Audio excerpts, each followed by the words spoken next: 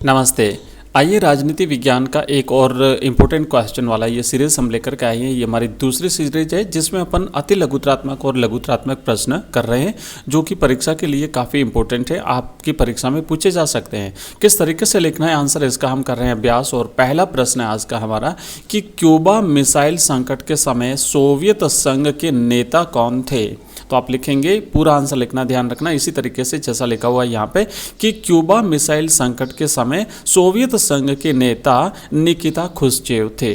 दूसरा प्रश्न है, शीत युद्ध काल के दौरान संयुक्त राज्य अमेरिका और सोवियत संघ की विचारधाराओं में कोई एक अंतर स्पष्ट कीजिए। तो हमें पता है कि जब शीत युद्ध चल रहा था उस समय दोनों जो महाशक्तियां विश्व की थी उन्होंने विश्व को दो भागों में विभाजित करके रखा था और दोनों के बीच में विचारधाराओं का युद्ध था, जिसमें संयुक्त राज्य अमेरिका की विचारधारा पूंजीवादी थी जबकि सोवियत संघ की विचारधारा साम्यवादी थी।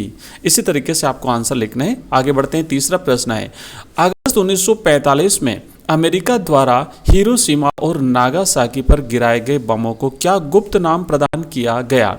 तो आपको याद होगा कि 6 अगस्त और 9 अगस्त को अमेरिका ने सेकेंड वर्ल्ड वार के दौरान 6 अगस्त को हिरोशिमा पर और 9 अगस्त को नागासाकी पर परमाणु बम गिराए थे और इन परमाणु का इन्होंने गुप्त नाम रखा था। तो हिरोशिमा पर जो बम गिराया गया था उसे लिटिल बॉय का नाम दिया गया और नागासाकी पर गिराए गए बम का नाम फैटमैन दिया गया था। तो इस तरीके से 6 अगस्त को हिरोशिमा पर लिटिल बॉय और 9 अगस्त को नागासाकी पर फैटमैन नामक परमाणु बम अमेरिका ने गिराए थे। उसके बाद जापान दूसरे विश्व युद्ध से बाहर हो गया था। नेक्स्ट है चौथा प्रश्न, वार्सा संधि की स्थापना का मुख्य कारण क्या था। तो आप लिखेंगे कि वार्सा संधि की स्थापना का मुख्य कारण नाटो में सम्मिलित देशों का यूरोप में मुकाबला करना। आपको याद होगा 1949 में अमेरिका ने एक सैन्य संगठन नाटो की स्थापना करी थी और इस नाटो के खिलाफ सोवियत संघ ने 1955 में वार्सा पैक्ट की स्थापना करी थी। तो ये इसका मुकाबला करने के लिए सोवियत संघ ने वार्सा संधि की थी।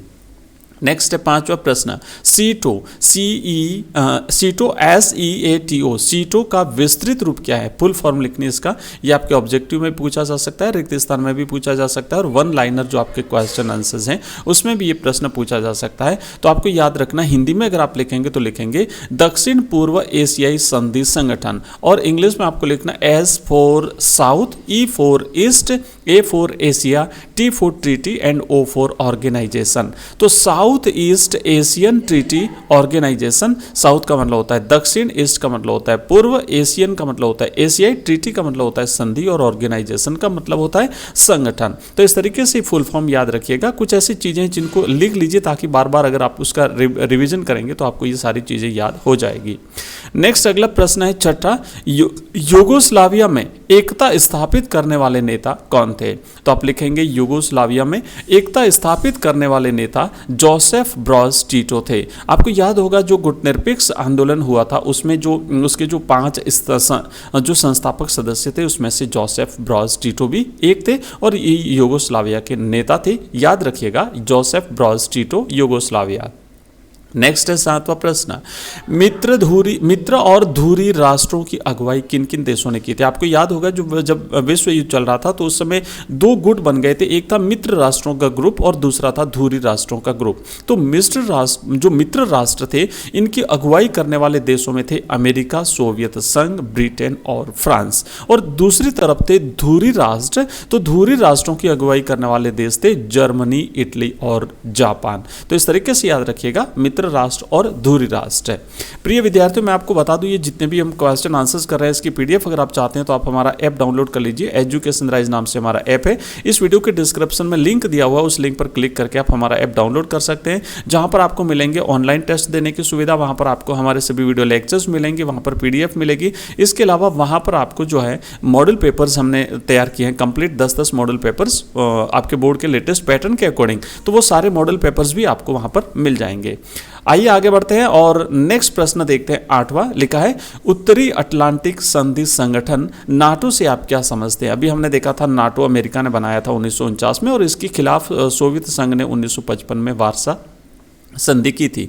तो नाटो के बारे में आपको लिखना, आप लिखेंगे कि उत्तरी अटलांटिक संधि संगठन का निर्माण संयुक्त राज्य अमेरिका के नेतृत्व में 1949 में किया गया। इस संगठन की स्थापना का मुख्य उद्देश्य पश्चिमी यूरोप में सोवियत संघ के विस्तार को रोकना था। ध्यान रखना, पश्चिमी यूरोप में सोवियत संघ का जो विस्तार बढ़ रहा था उसे रोकने के लिए अमेरिका ने यह कदम उठाया था। और इस संगठन में 12 देश सम्मिलित थे। कई बार ये छोटा प्रश्न भी पूछा जा सकता है कि नाटो में कितने देश सम्मिलित थे। आप याद रखेंगे नाटो में 12 देश सम्मिलित थे। प्रश्न ये भी पूछा जा सकता है कि नाटो की स्थापना कब हुई थी, तो याद रखना नाटो की स्थापना 1949 में हुई थी। और प्रश्न ये भी आ सकता है कि नाटो का नेतृत्व किसने किया था, तो नाटो का नेतृत्व संयुक्त राज्य अमेरिका ने किया था। मतलब किसी टाइप से प्रश्न घुमा के आ सकता है। तो ये जो बड़े प्रश्न अपन करते हैं इसका फायदा यही होता है कि हमारे बहुत सारे क्वेश्चंस जो है वो कवर हो जाते हैं। आगे बढ़ते हैं। अब देखिए जो 12 देश जो सम्मिलित थे इनमें संयुक्त राज्य अमेरिका, फ्रांस, स्पेन, पुर्तगाल, ब्रिटेन, पश्चिमी Germany, Italy, Netherlands, Belgium, Norway, Denmark और फिनलैंड थे। याद रखिएगा ये 12 राष्ट्र जो है वो नाटो में सम्मिलित थे और नाटो अभी भी जो है वो अस्तित्व में है, जबकि सोवियत संघ ने अपना वारसा जो है वो समाप्त कर दिया है। नेक्स्ट है अपना 9वां प्रश्न लिखा है, छोटे देशों ने शीत युद्ध के दौरान महाशक्तियों के साथ अपने आप को क्यों जोड़ा? कोई 2 कारण लिखिए। जैसे जैसे जो है वो शीत युद्ध आगे बढ़ता गया वैसे वैसे इन महाशक्तियों ने अपना विस्तार किया, अपने क्षेत्र का विस्तार करना शुरू कर दिया था। तो इन्होंने क्या किया कि जो छोटे छोटे राष्ट्र थे उनको अपने में मिलाना शुरू कर दिया था। छोटे राष्ट्रों ने भी किसी न किसी एक गुट में अपने आप को शामिल कर लिया था। क्या कारण था, ऐसा क्यों किया इन्होंने? तो पहला तो कारण आपको लिखना है कि छोटे देश असुरक्षा की भावना से ग्रसित थे। उन्हें लगता था कि पता नहीं कब हम पर कोई हमला कर दे तो उस समय फिर हमारी रक्षा कौन करेगा। तो ये एक असुरक्षा की भावना से ग्रसित थे। वे स्वयं को बड़ी शक्तियों से जोड़कर स्वयं की सुरक्षा सुनिश्चित करना चाहते थे। दूसरा पॉइंट आप लिखेंगे कि कुछ देशों की सोच यह थी कि यदि वे महाशक्तियों के साथ जुड़ेंगे तो उन्हें अपनी सुरक्षा हेतु अधिक सैन्य व्यय नहीं करना पड़ेगा और प्राकृतिक आपदाओं के दौरान उन्हें आवश्यक सहायता बिना किसी देरी के मिलती रहेगी। तो इन चीजों को ध्यान में रख करके इन छोटे छोटे राष्ट्रों ने किसी न किसी महाशक्ति के अधीन अपने आप को स्वीकार कर लिया था।